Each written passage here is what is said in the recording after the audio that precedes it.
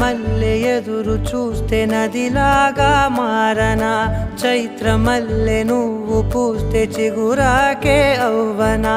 నన్నే వరించే యువరాజును అంట నీ యువరా